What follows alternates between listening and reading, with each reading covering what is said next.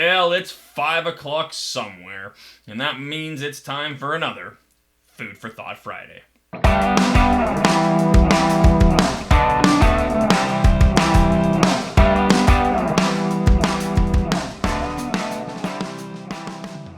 Alright, so if you don't already know, I've got a passion for bridging the gap between behavioral scientific research and real-world practical organizational application. And this week I'm looking at organization fit and Generation Z, or Z, depending on which side of the border you find yourself. Now, if you hold the position of hiring manager or recruiter, or you find yourself engaged in the work of human resources, you've probably experienced recruiting of job applicants.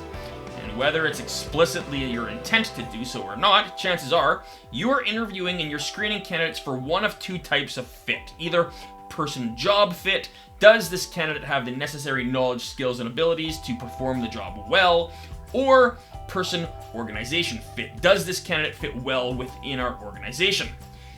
And when we look at person-organization fit, or as it's commonly referred to in the research literature, PO fit, we're really looking at the degree to which a potential job candidate fits well within the current organizational culture. And more on culture in just a little bit.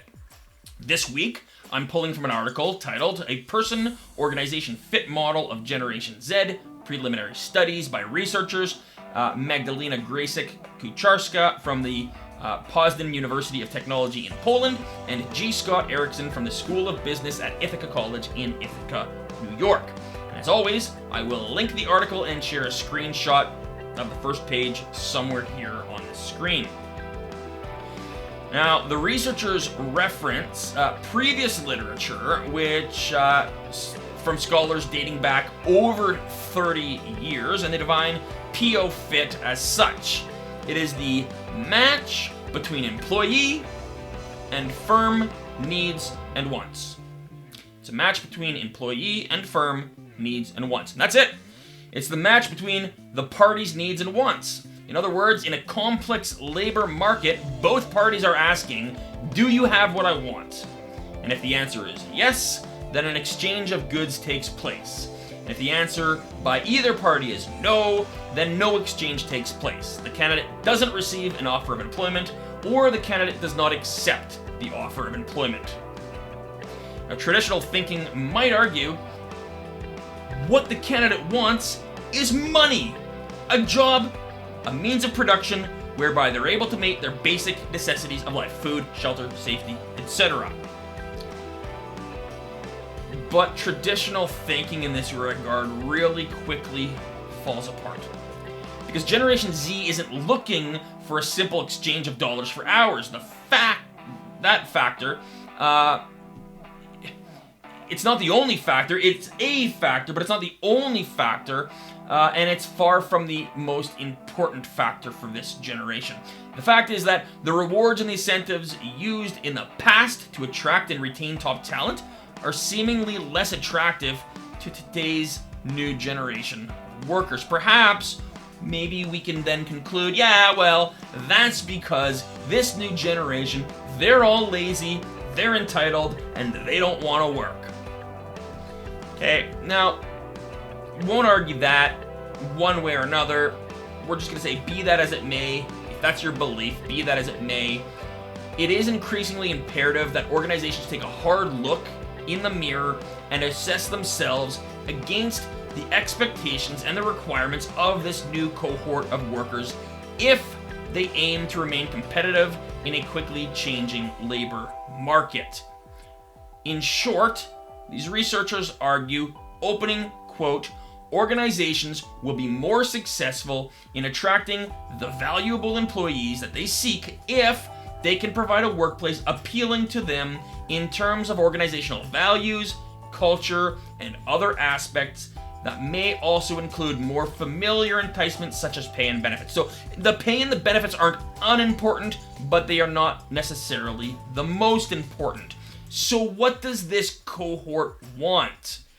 Well, we kind of just need to define what a cohort is, and there's 3 factors vital to classifying cohorts, according to these authors. A feeling of membership, a common belief and behaviors, this is generational cohorts, and a common historical experience and perspective.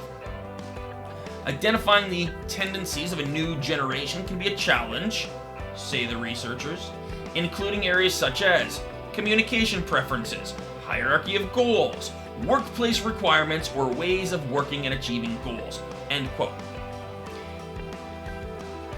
What does that all say? Well, listen, for greater in-depth analysis of the current generational cohorts found in the workplace, check out my video on generational cohorts, and I'm going to link that somewhere in the notes. It'll be worthwhile viewing. Generation Z, or Generation Z, is a term suggested by Schroer, this is from the paper here from the authors, to describe those born after the millennium, also referred to as postmillennials or centennials. And more recent descriptions have included pivotals or zappers. I don't know. Don't ask about that. But what are the characteristics of Generation Z or Generation Z according to these authors? Individuals in this opening quote, individuals in this generation have never known life without the internet, part of their experience from an early age, and is treated as an evident presence. This generation is constantly in touch with friends and has a higher number of friends than previous generations. They're capable of effectively multitasking, yet find it difficult to focus on a single activity. They're materialistic, they want everything, and they want it immediately. Yet they're also realistic. So say the authors. They're creative and they're ambitious, and they learn mainly from online sources, often creating ideas themselves without reference or to traditional sources of existing knowledge. They share freely through digital media.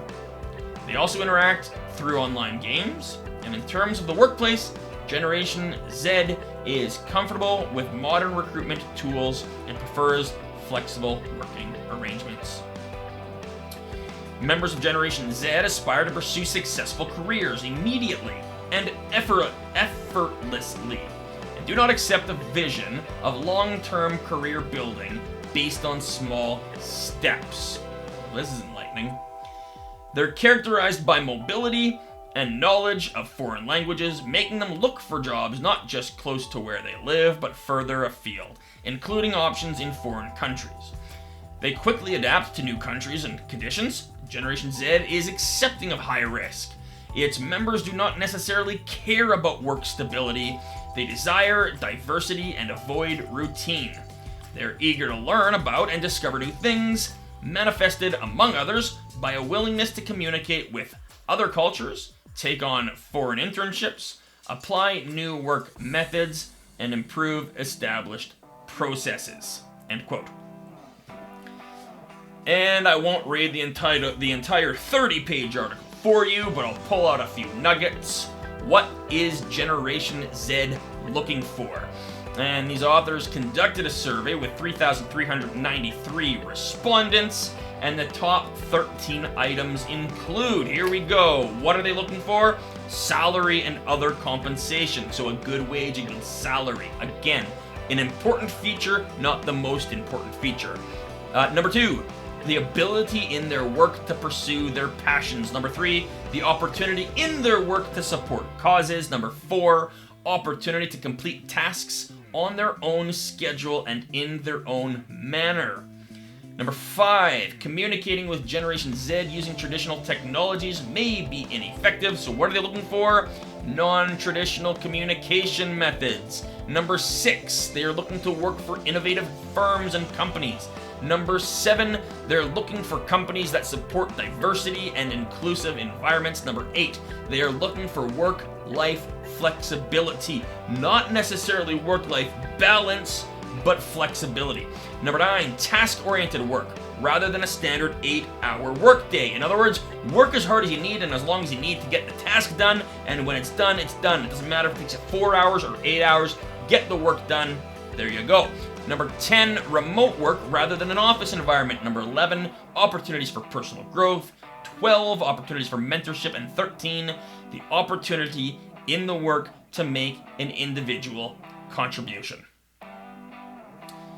So, what I find interesting about all of that is those traditionally are reflective of a high degree of autonomy, which a person will get, not immediately when they enter the job market, but perhaps some of that, most of that autonomy is reflective of career stage and job tenure.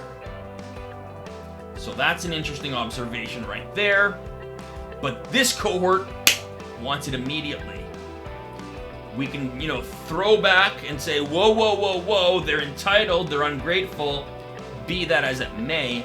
That is what this generation is looking for, by and large. And this is from a survey of 3,393 people, okay? So it's not everybody, but it's pretty indicative. And the point being, you might not like it as the employer, but you're gonna have to deal with that being the expectation of a large degree of people who are entering the workforce. The question is, how are you gonna respond? Okay, so that's what they're looking for. Let's just take a moment to look at how the researchers, how the authors define organizational culture, because this is also, it's informative and it's good to go through. Organizational culture, opening quote, organizational culture is a widely used term encompassing several different aspects of the organizations, including how their members cohere and how organization and members interact. One underlying assumption is that top management may drive and enhance the organizational culture, establishing a more effective and more appealing work environment. Generally, organizational cultures change slowly, the result of the cumulative activities of many people. So number one, organizational culture needs to be driven from the top. Number two, you don't change organizational culture overnight. It is an iterative process with many, many, many people having to be involved and buying into that. Organizational culture is the pattern of basic assumptions that a given group has invented, discovered, or developed in learning to cope with its problems of external adaptation and internal integration, which have worked well enough to be considered valid and therefore to be taught to new members as the correct way to perceive, think, and feel in relation to those problems. The key question is whether companies will force this younger generation to adapt to existing organizational culture. That's recruiting for fit. Read that again. The key question is whether companies will force this younger generation to adapt to existing organizational culture, or whether managers will try to adapt organizational responses to this changing environment and Generation Z's preferences. That's the question. With this influx of different thinking, different expectations, and different values, do we force this new cohort into the mold? I mean, or alternatively, just not hire them, right? That is the other option. Do we force them to adapt to us, or do we say we're going to adapt to attract and retain those individuals? It's a hard question to answer, but it's one worth thinking about. Opening quote, organizational culture can be defined as attitudes and norms shaping staff behaviors and consequently organizational performance. So why should we look at person-organization fit? The authors suggest PO fit theory posits that there are characteristics of organizations with the potential to be congruent with the needs and the wants of the workforce. These conditions may influence a variety of important outcomes, including job satisfaction, organizational citizenship behavior, turnover intentions, and organizational commitment and performance. So working from the PO fit framework, it might be frustrating to see the drastic differences in the expectations of new cohorts entering the workforce. But perhaps this is just about the right time to address and to adapt how we go to business and how we conceptualize and therefore shape organizational culture. Lots to think about, food for thought. Hope that helps. Follow me for more.